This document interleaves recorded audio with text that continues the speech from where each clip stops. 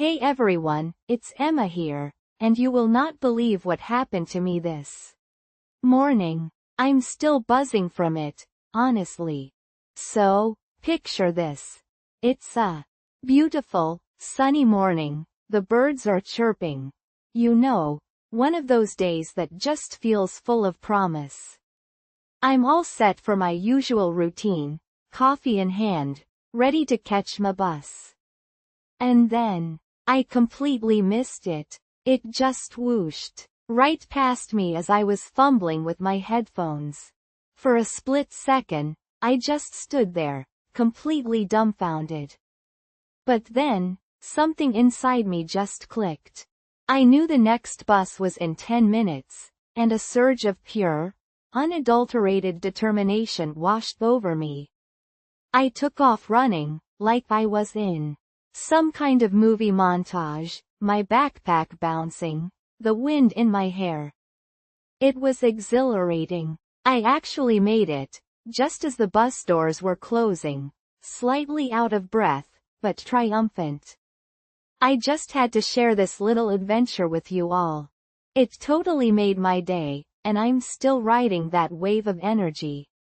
So, let's begin our exciting journey of English improvement together. Remember, new videos focusing on English speaking and listening skills are released daily, so we can all learn and grow together. Okay, so, you are never going to believe what happened to me the other day. I decided, on a whim, to really explore the city.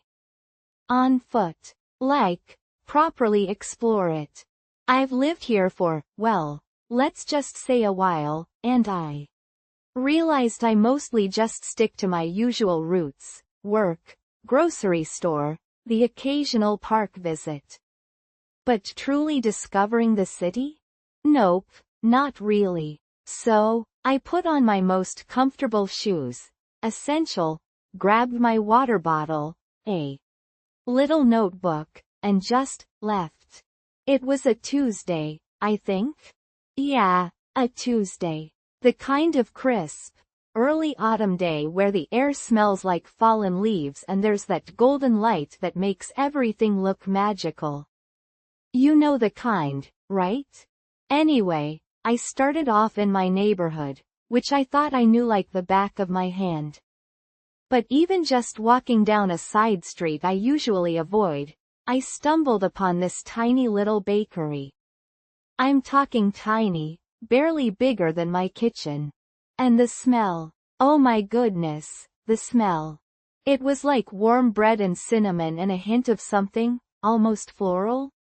I peeked inside, and there was this elderly woman with flour dusting her apron, pulling these incredible-looking loaves out of the oven. I couldn't resist. I went in, and she had this warm, crinkly smile and spoke with this lovely accent I couldn't quite place. We chatted for a bit, about bread, obviously, about the neighborhood, about life in general. It was like stepping into another world, just hidden in plain sight. I bought a loaf of sourdough, still warm, and continued on my way, feeling like I'd already discovered a hidden treasure. I decided to ditch my usual, efficient, route and just wander. No map, no plan, just letting my feet take me wherever they wanted to go. And you know what? It was amazing. I found this little hidden park tucked away between buildings, with a tiny waterfall and benches shaded by these enormous oak trees. I sat there for a while, just listening to the water and the rustle of leaves. It felt like a secret escape, right in the middle of the city. Then, I stumbled upon this street art district I had no idea existed. Every wall was covered in these vibrant murals, each one telling a different story. I spent ages just walking around, taking it all in. There was this one piece, this incredible portrait of a woman with these piercing eyes, that just captivated me. I took a picture, of course, but it doesn't do it justice. You had to be there to feel the energy, the emotion radiating from it. Lunch was an adventure in itself. I ended up at this bustling market, with stalls selling food from all over the world. The air was thick with the scent of spices and grilled meat and something sweet and fruity I couldn't quite identify. I grabbed a falafel wrap from this guy who was clearly passionate about his food. He kept insisting I try his special hot sauce, which, let me tell you, was fire. I ate it perched on a fountain, watching people go by, listening to snippets of different languages swirling around me.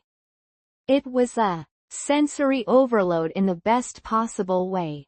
The afternoon took a slightly unexpected turn. I decided to follow this little cobbled street that looked promising, but it led me to this, well, let's just call it a less desirable part of town. Suddenly, the charming boutiques and cafes were replaced with boarded-up windows and, let's just say the atmosphere was a little less charming. I started to feel a little uneasy, you know? Like maybe I'd ventured a bit too far off the beaten path. Just when I was starting to think I should turn back, I heard music coming from this tiny, unassuming doorway. It was, well, it's hard to describe. Kind of jazzy, kind of bluesy, with this raw, soulful energy that just pulled me in. I hesitated for a moment, but curiosity won. I peeked inside, and it was this dimly lit club, with a small stage and a handful of people scattered around tables. The band was incredible. This older guy on saxophone, a young woman on vocals with a voice that could melt glaciers, and a drummer who was just killing it. I ended up staying for hours. The music was mesmerizing, the atmosphere was electric. I talked to some of the locals, who were so friendly and welcoming. It was like stepping into a secret world, hidden beneath the surface of the city. And you know what the funny thing is? It was in that less desirable part of town that I found one of the most magical experiences of the whole day. As the evening drew in, I started making my way back, feeling completely exhilarated and changed, somehow.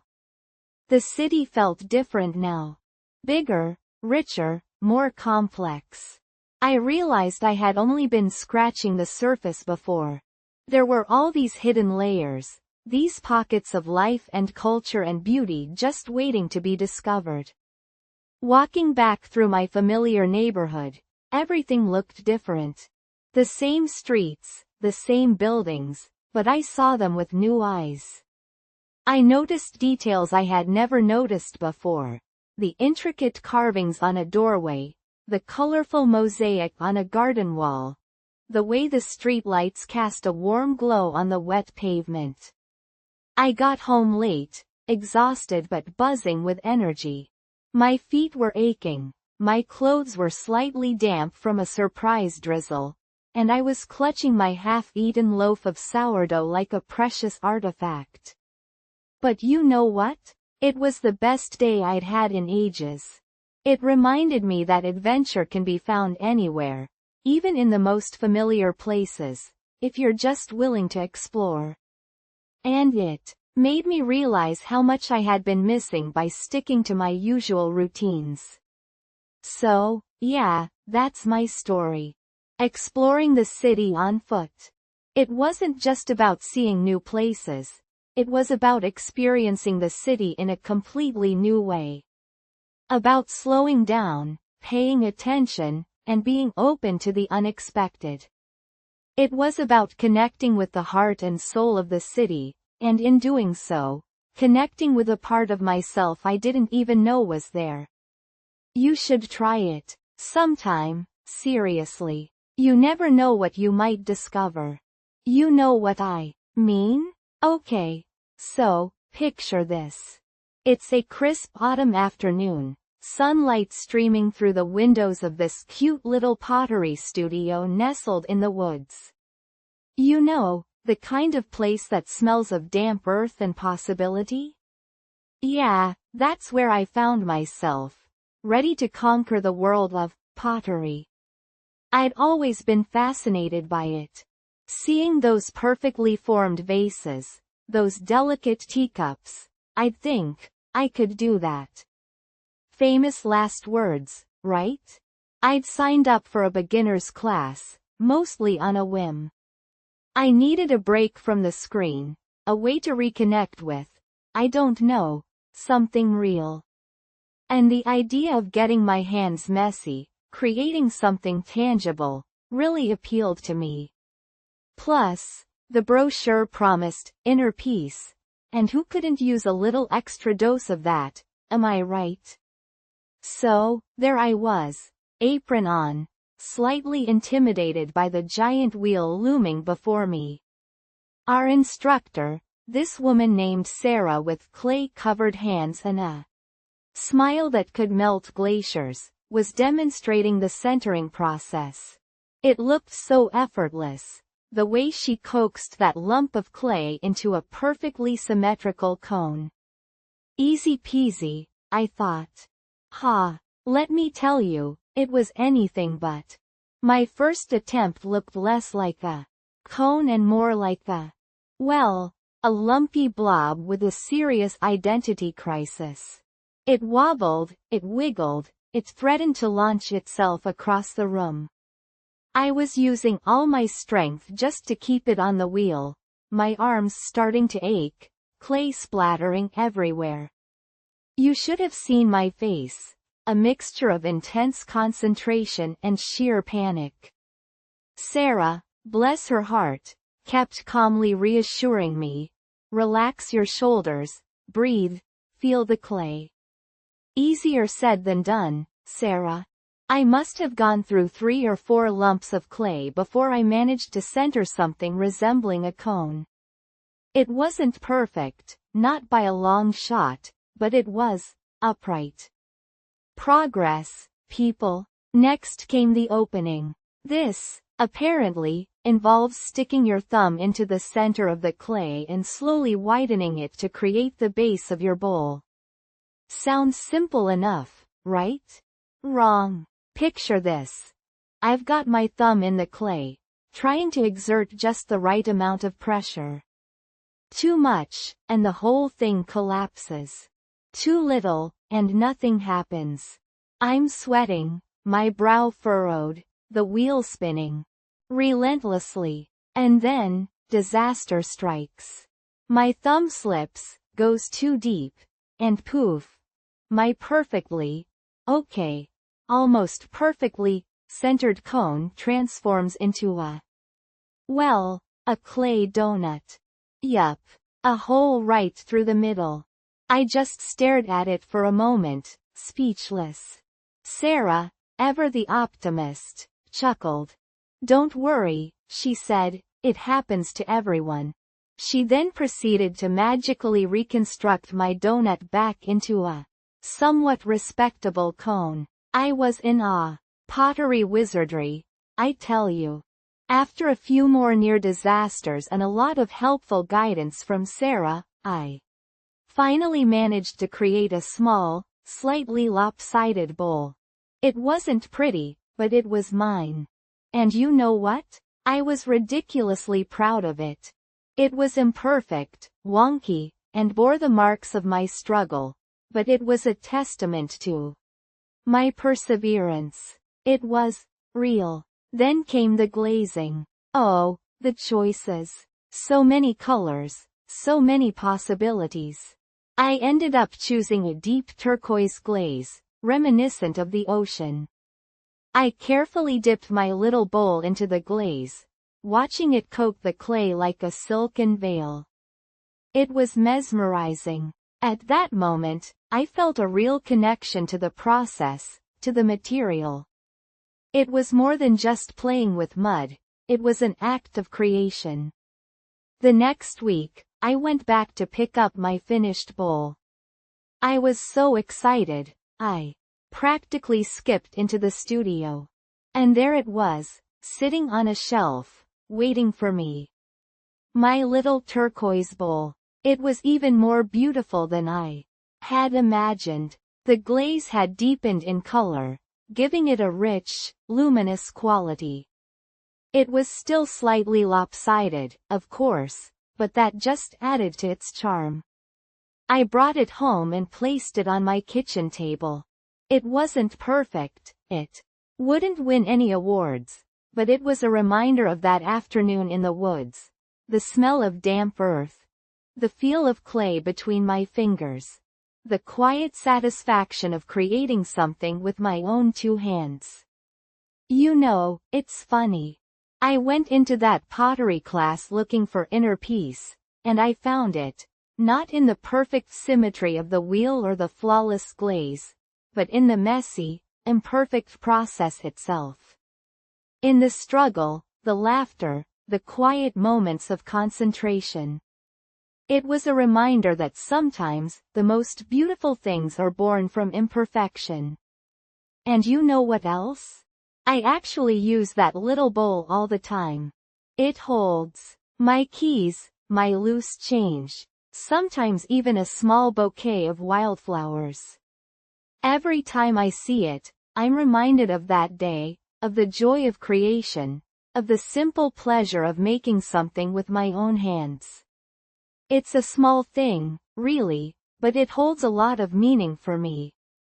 It's a tangible reminder that even in the midst of chaos and imperfection, there is always beauty to be found. And hey, maybe, just maybe, I'll even give pottery another try someday. Who knows? Maybe next time I'll make a donut, on purpose.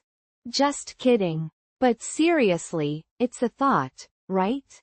It's a thought. Hey everyone. Learning a new language can feel like climbing a mountain, right? But remember, every day is a new beginning. Never stop learning. Think about it. Each sunrise brings a fresh chance to try, to stumble, to learn, and to grow. It's a continuous journey, not a race, and every small step forward is a victory. So, be kind to yourself. Celebrate those little wins, and trust me, you'll be amazed at how far you can go. And you know what? One super simple way to boost your spoken English is to practice alone or in front of a mirror. Honestly, it felt like magic the first time I tried it. Imagine you're making your morning coffee. Just start narrating what you're doing in English. I'm adding sugar, now a splash of milk, perfect. It sounds simple, but it helps you get comfortable forming sentences without the pressure of an audience. It's fun, easy, and you can sneak it into any part of your day. How to talk on a call, though? That can feel a little trickier, I know. Do you also find yourself understanding what others say in English, but hesitate when it's your turn to speak? It's totally normal. Phone calls can be nerve-wracking, even in your native language. But remember, every conversation is a chance to practice. Even a quick, hello, how are you, builds your confidence. You will not believe what happened next after I started practicing this way. My fears started melting away, bit by bit. Speaking of which, something interesting happened the other day. I overheard someone using the phrase, piece of cake, to describe an easy task, and it made me smile. It's such a fun, expressive phrase, isn't it? It got me thinking, what's your favorite phrase in English? I'd love to hear what words or expressions resonate with you. Share them in the comments below. Let's learn from each other. Okay, so, you are never going to believe what happened to me the other day. It all started with cheese garlic bread. Yes, cheese, garlic, bread. Sounds simple enough, right? Ha, famous last words. See, I have this thing about cheese garlic bread. It's not just a food, it's an experience. A warm, gooey, garlicky hug on a plate. And I don't just eat it, I savor it. I close my eyes, inhale the aroma. You know what I mean? So, naturally, I decided I was going to make some. Not just any cheese garlic bread, oh no. This was going to be the ultimate cheese garlic bread experience. It was a Saturday afternoon, sun streaming through the window. A gentle breeze rustling the leaves outside. Perfect baking weather, you know. I had this image in my head, a crusty baguette, slathered with homemade garlic butter, overflowing with melted mozzarella, chef's kiss. So, I pulled out my grandmother's recipe. Now, this recipe is sacred. It's been passed down through generations, handwritten on a faded index card, stained with butter and love, and probably a few tears of joy, let's be honest. I felt a real sense of occasion, like I was connecting with my ancestors through the magic of carbs and cheese. First, the garlic butter. Now, my grandmother always insisted on using fresh garlic, none of that pre-minced stuff. And so, armed with a garlic press and a determined glint in my eye, I faced a mountain of garlic cloves. Have you ever peeled that many garlic cloves? It's a meditative experience, in a way. The pungent aroma filling the kitchen, stinging your eyes just a little, it's invigorating. Or maybe that was just the tears. Anyway, garlic crushed, butter softened, herbs chopped, parsley, oregano, a secret ingredient I won't reveal. A little family secret, you see. I mixed it all together, the aroma swirling around me like a fragrant cloud. This butter, my friends, was a masterpiece. I could have eaten it with a spoon, right then and there. In fact, I may have, don't judge. Next, the bread. I envisioned this beautiful, crusty baguette, its interior soft and airy, the perfect vessel for my garlic butter creation. But, alas, the bakery aisle at the supermarket had other plans for me. No baguettes. None. Zilch. Just these, sad-looking, pre-sliced loaves.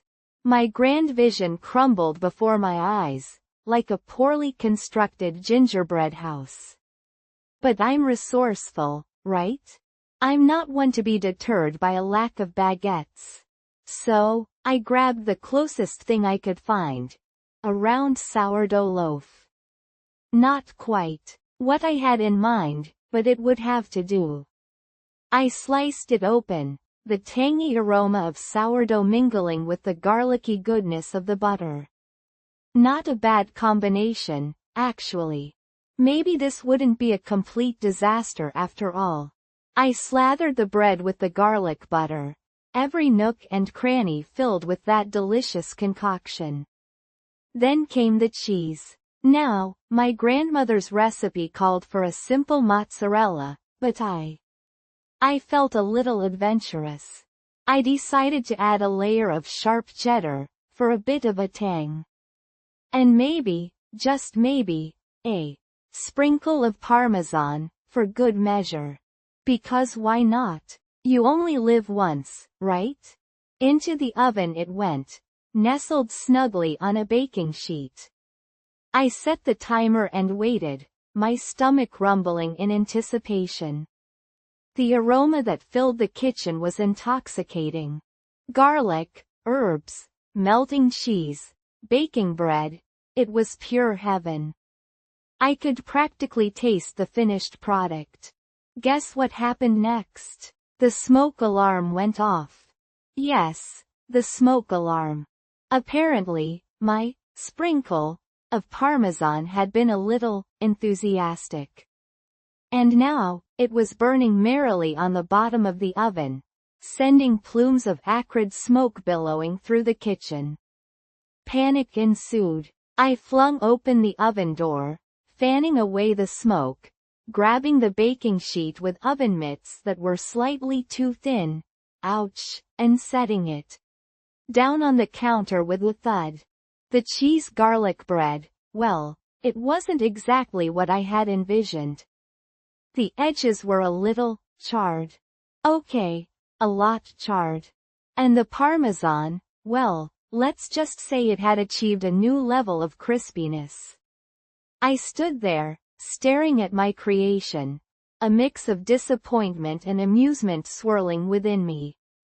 It wasn't perfect. It wasn't even close to perfect. But you know what? It smelled amazing. And I was starving. So, I grabbed a knife and cut myself a slice. The charred bits were surprisingly not bad.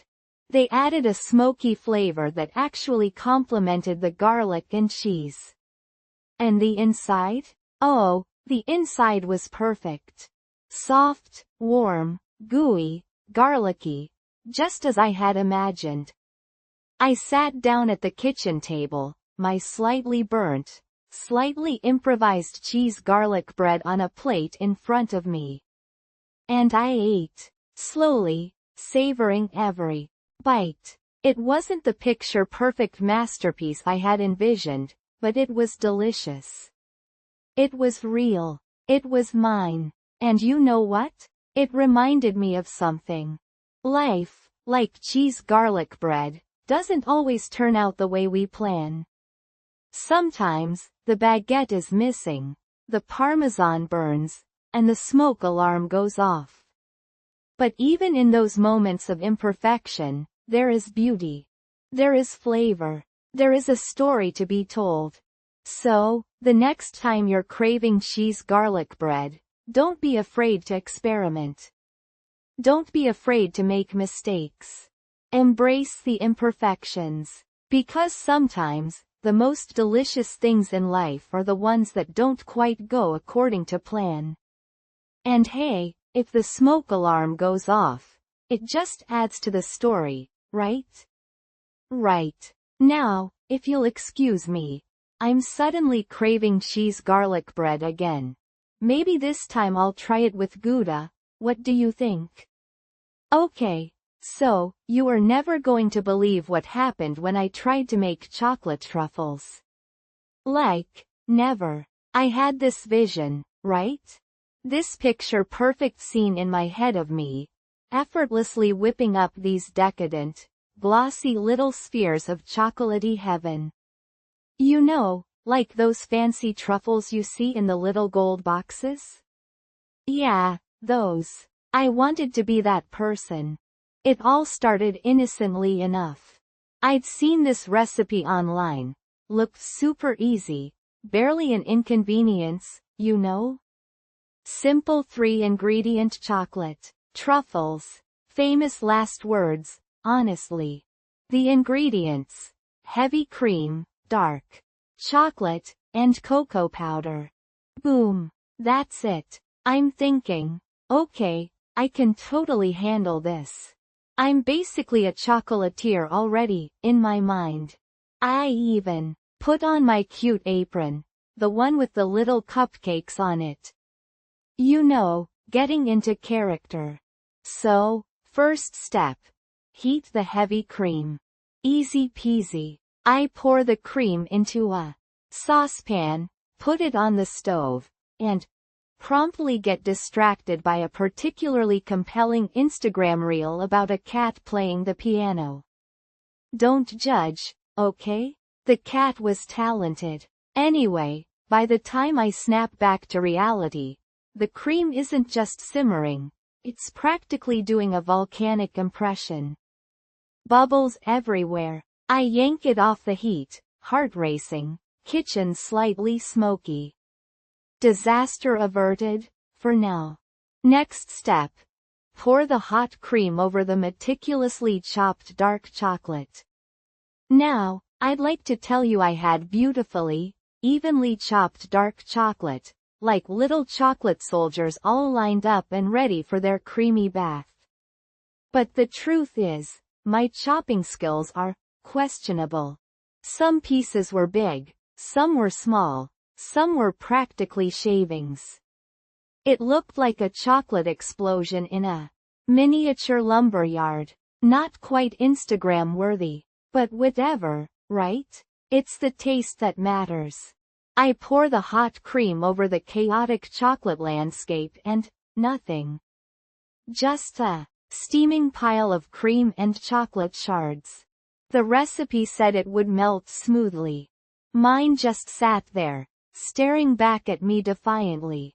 So, I grabbed the whisk, and I whisked, and whisked. My arm started to ache. The chocolate started to melt, kind of. It was this weird, grainy, lumpy mess.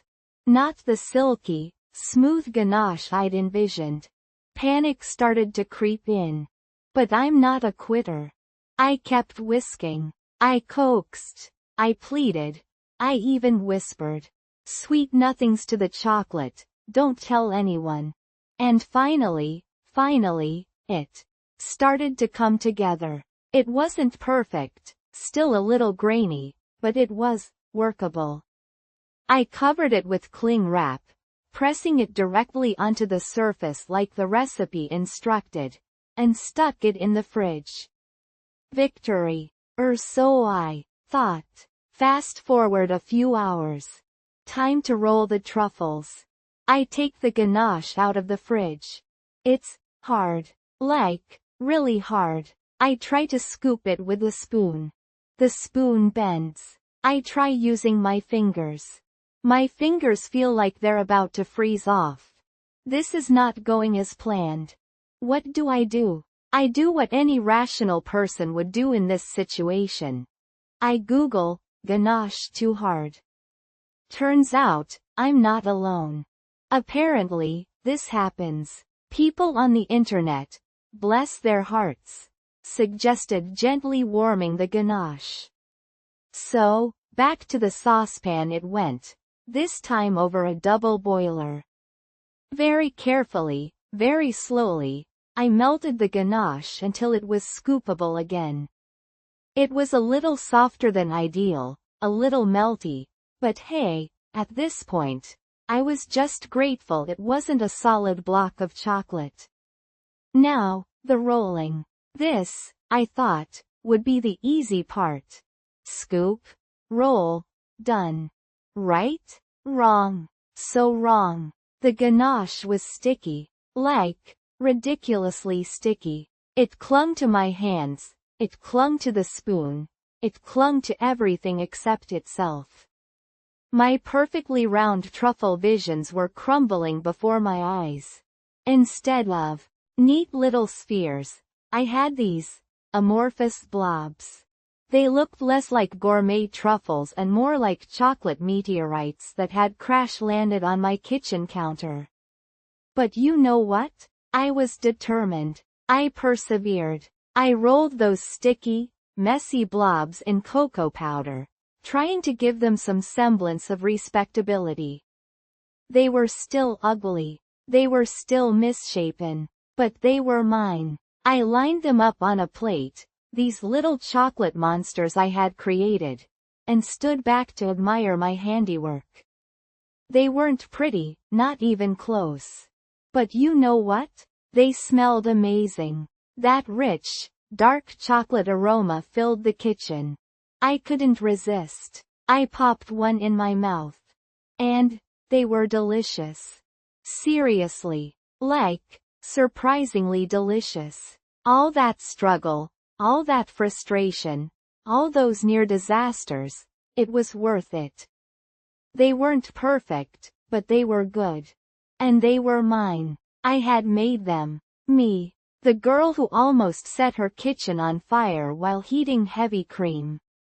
I called my friend, practically buzzing with excitement. You are not going to believe what I just did. I told her the whole saga, the burnt cream, the rock-hard ganache, the sticky mess. She laughed, of course. But she also said, she was proud of me. And that, honestly, meant more than anything. So, what did I learn from this experience? A few things. First, Don't trust recipes that say, easy, or simple.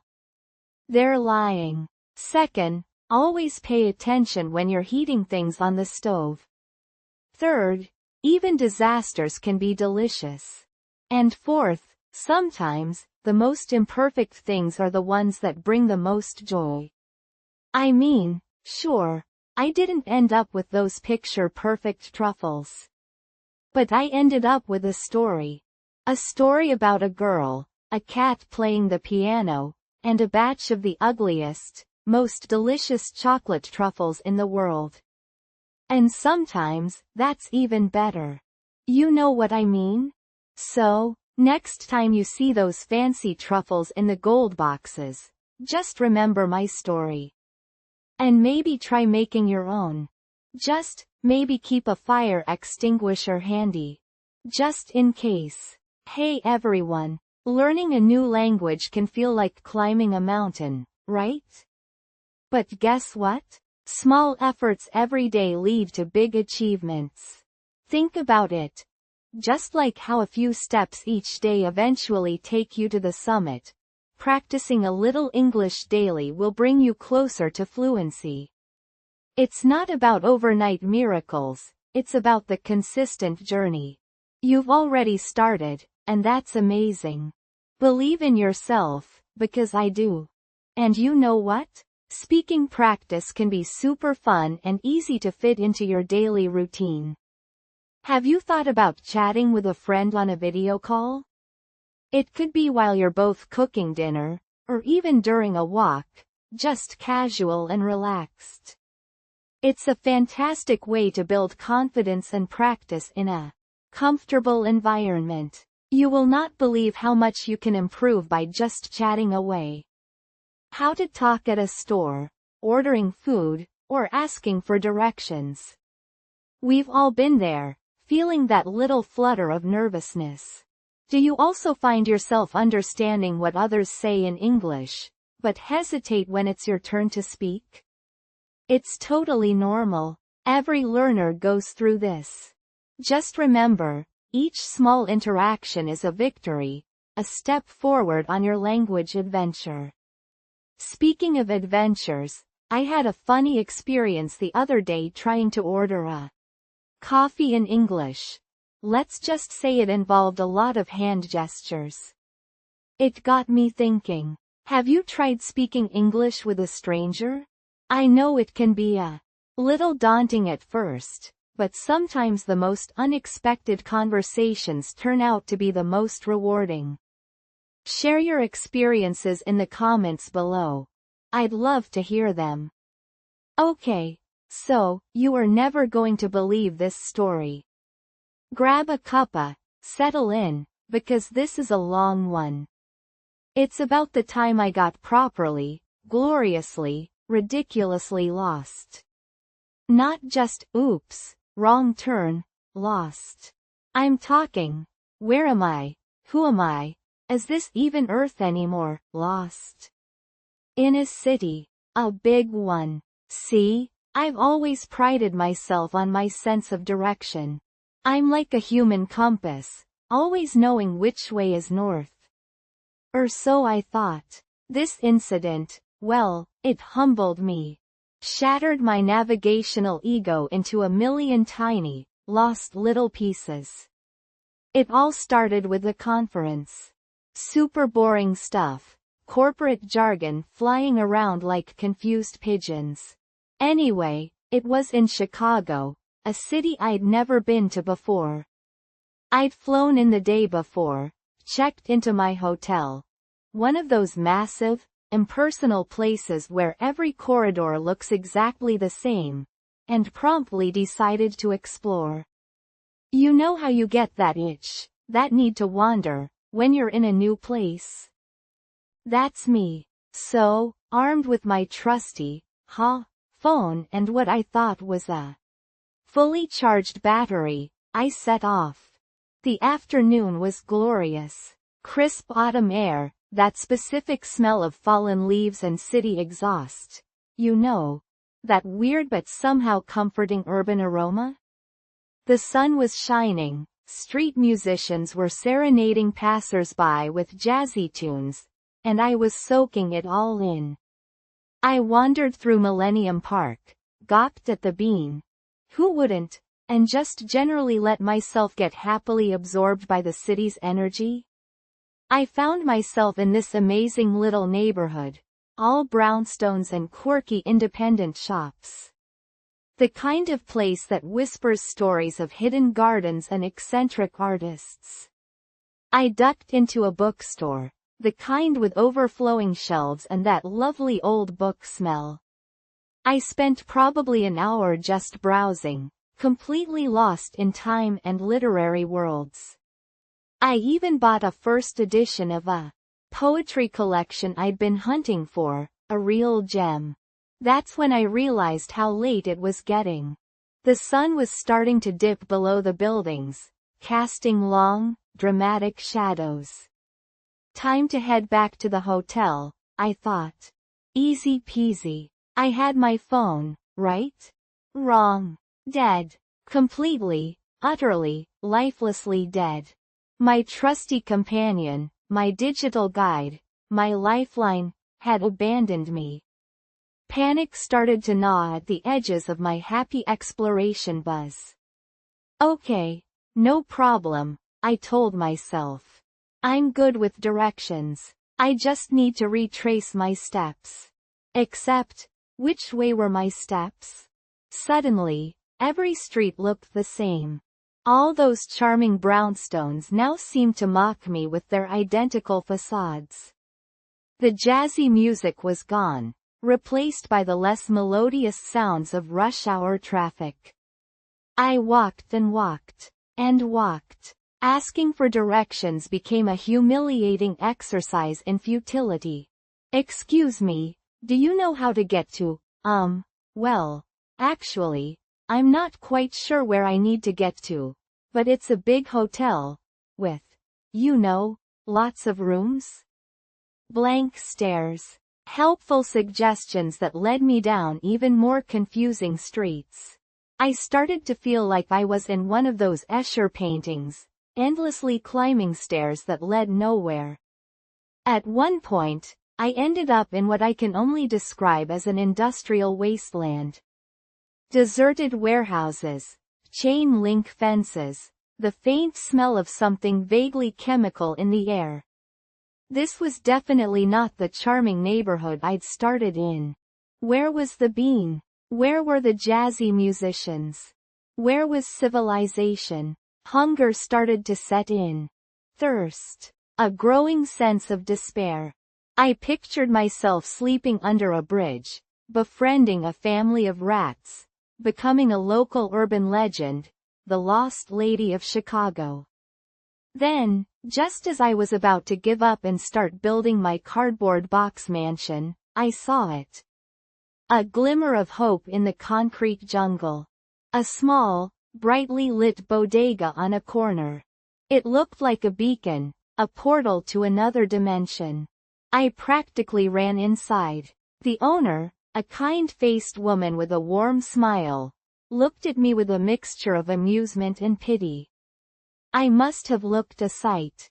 Hair disheveled, clothes rumpled, eyes wide with a mixture of panic and relief. I blurted out my story, stumbling over my words, feeling like a character in a bad sitcom. She laughed, a gentle, reassuring laugh. Honey, you're miles away from downtown, she said.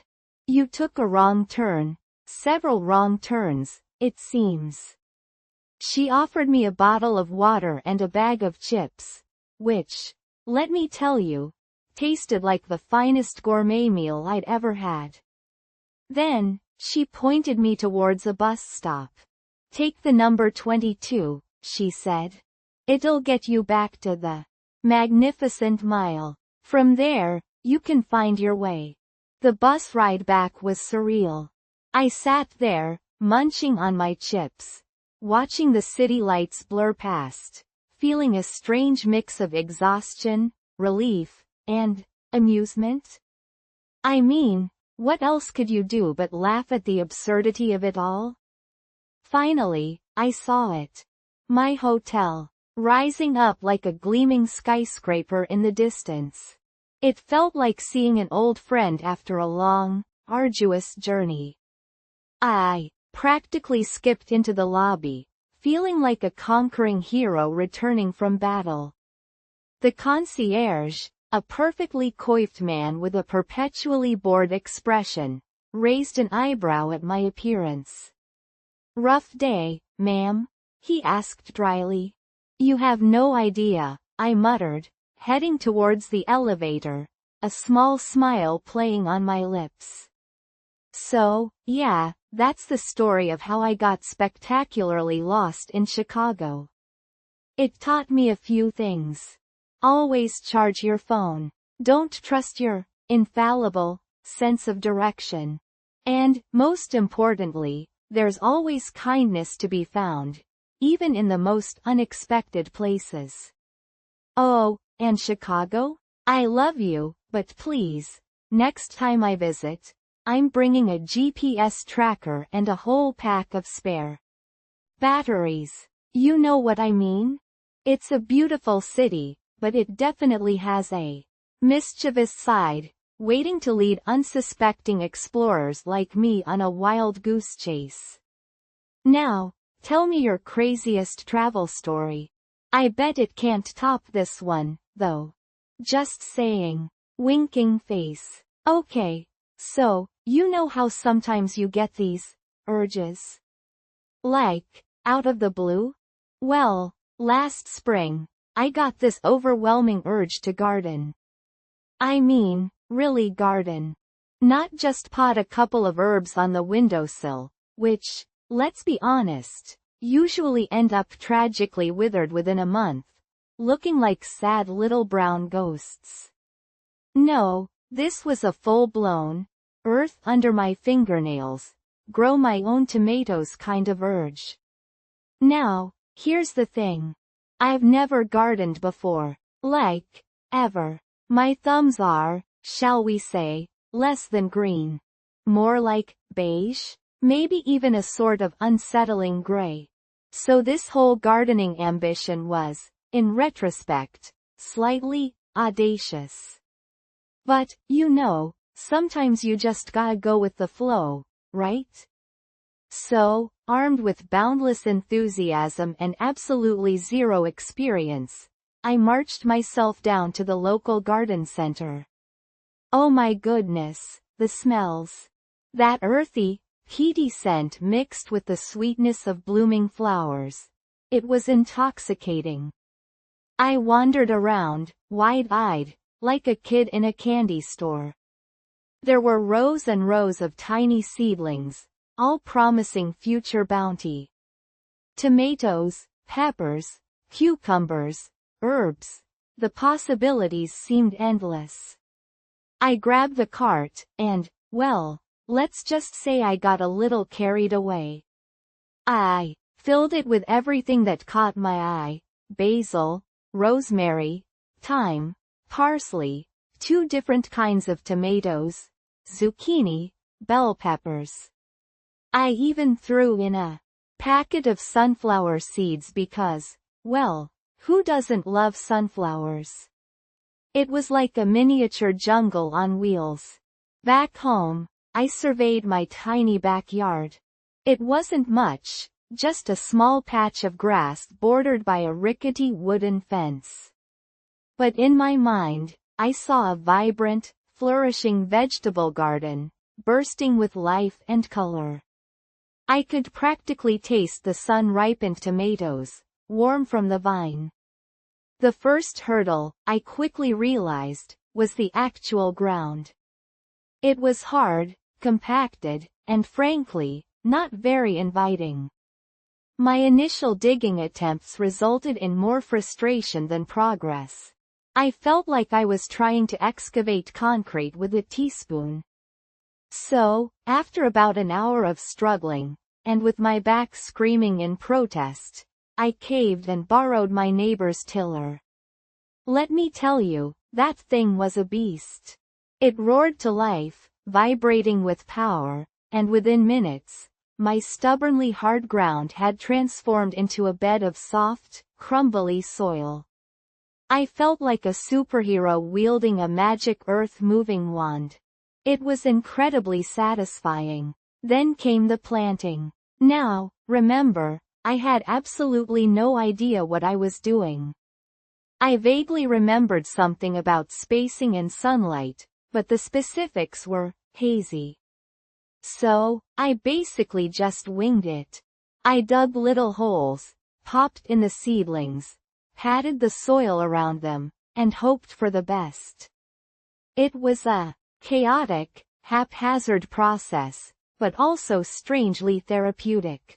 The next few weeks were a blur of watering, weeding, and anxious observation. Every morning, I'd rush out to the garden, peering at my little plants, searching for signs of growth. At first, nothing much happened. It was like they were holding their breath, hesitant to embrace their new home. I started to doubt myself. Maybe my beige thumb was even more hopeless than I thought. Then, one morning, a miracle. Tiny green shoots started to emerge. First, the basil, then the rosemary, followed by the tomatoes. They were small and fragile, but undeniably alive. It was the most exciting thing I'd seen all week. I actually did a little happy dance in my backyard, which, thankfully, no one witnessed. But, of course, gardening isn't all sunshine and roses, or, in my case, sunshine and tomatoes. There were challenges. Lots of them. The weeds, for example, grew with terrifying speed, threatening to engulf my precious seedlings. I spent hours hunched over, pulling them out by hand, my fingers stained green and brown. Then there were the pests. Slugs, snails, aphids, they all seemed to have a particular fondness for my fledgling garden. I tried everything, soapy water sprays, crushed eggshells, even beer traps, which, by the way, attracted more neighborhood cats than slugs. It was a constant battle. And let's not forget the watering dilemma. Too much water, and the roots would rot. Too little, and the plants would wilt. I felt like Goldilocks, trying to find the just right amount of moisture. It was a delicate balancing act. There were moments of sheer frustration, where I wanted to give up, to rip everything out and replace it with a low-maintenance patch of gravel. But then, I'd see a new tomato blossom appear, or a tiny zucchini start to form, and my hope would be renewed. You know, gardening taught me a lot. It taught me patience. It taught me resilience. It taught me that even the smallest of seeds can hold the potential for incredible growth. And it taught me that sometimes, the most rewarding things in life are the ones that require the most effort. By midsummer, my little backyard had transformed. It was a riot of green, a vibrant oasis teeming with life. The tomato plants were laden with plump, red fruit. The basil bush was overflowing, and the sunflowers, oh my goodness, the sunflowers. They were taller than me, their bright yellow faces turned towards the sun, like a chorus of happy giants. The first time I harvested a tomato, warm from the sun, and took a bite, it was a revelation. It tasted like pure summer, like sunshine and earth and all the hard work I'd put into it. It was the most delicious tomato I'd ever eaten. I started sharing my bounty with my neighbors, friends, and family. There's something so incredibly satisfying about giving someone a basket of freshly picked vegetables, grown with your own two hands. It's like sharing a little piece of yourself, a little piece of the earth. And you know what the best part is? Despite all the challenges, the setbacks, the moments of self-doubt, I actually did it. I, the girl with the beige thumb, had created a thriving garden. It wasn't perfect, by any means. It was a little wild, a little unruly, but it was mine. And it was beautiful. So, would I do it again? Absolutely. In a heartbeat. Because, you see, gardening isn't just about growing plants. It's about growing yourself. It's about connecting with nature, with the earth, with the rhythm of the seasons. It's about learning, adapting, and finding joy in the simple act of nurturing something to life. And that, my friend, is a pretty magical thing. Wouldn't you agree? From the bottom of my heart, thank you so much for watching and for spending this time with me. It really means a lot to have you here. I hope you found something useful or interesting in today's video. If you'd like to stay connected and catch my new daily videos focused on improving your English speaking and listening skills, I'd love for you to follow, like, subscribe, and share this video. You know, before we go, it made me wonder, what are your plans for tomorrow? It's always so lovely to hear what everyone is thinking about, and sharing your plans is a wonderful way to practice expressing yourself in English and connect with others in the comments. So, let me know. See you tomorrow, and in the meantime, take care, stay consistent with your practice, and have a wonderful day.